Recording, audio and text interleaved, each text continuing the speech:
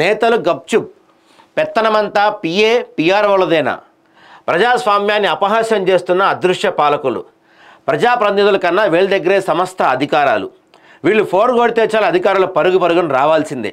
వీరి అనుచిత ప్రవర్తనలతో ప్రజల్లో పెరుగుతున్న అసహనం. వీరి అధికారాలపై చట్టబద్ధత అవసరం అంటున్న ప్రజలు. యాక్చువల్లీ ఇది చాలా ఇంపార్టెంట్ అయిన విషయం అండి. చాలా కీలకంగా మనం దీని గురించి మాట్లాడుకోవాలి. మనం ఓట్లేసి నాయకుల్ని ఎన్నుకుంటున్నాం, ఎమ్మెల్యేలని, ఎంపీలని. కానీ వీళ్ళ మధ్యలో పిఏలు, పిఆర్ఓలు, అసలు వీళ్ళకి ఏం సంబంధం? ఎమ్మెల్యేలు, ఎంపీలు, మంత్రుల కన్నా వీళ్ళదే పెత్తనం ఉంటుంది. మనం డైరెక్ట్గా గెలవాలంటే అవ్వదు, వీళ్ళు అనుకుంటేనే అవుతుంది. ఏ పనైనా సరే ఆఖరికి ఎమ్మెల్యే ఇద్దాం అనుకున్నా కూడా ఆ పని అవ్వదు తెలుసా. ఏదో అంటారు కదా, దేవుడు కరుణించిన పూజారి కరుణించడు అని చెప్పి.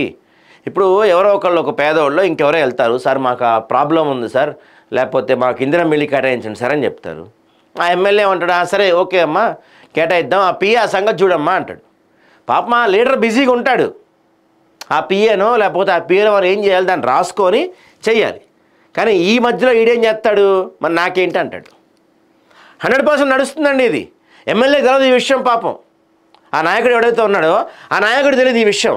ఈ మధ్యలో ఉన్నోడే మొత్తం కథ నడిపిస్తూ ఉంటాడు.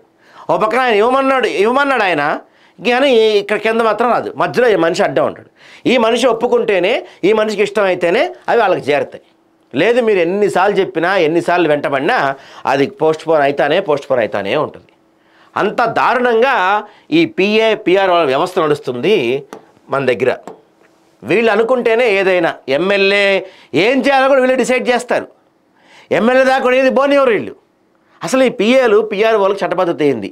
ఇప్పుడు ఏదైనా విషయం ఉంటే, ఏదైనా పని ఉంటే మంత్రి చెప్తే అయిద్దో అవదో, ఎమ్మెల్యే చెప్తే అయిద్దో అవదో. కానీ ఈ పిఏలు, పిఆర్ఓల దగ్గరికి వెళ్ళి చెప్తే మాత్రం 100% పని అయిపోద్ది.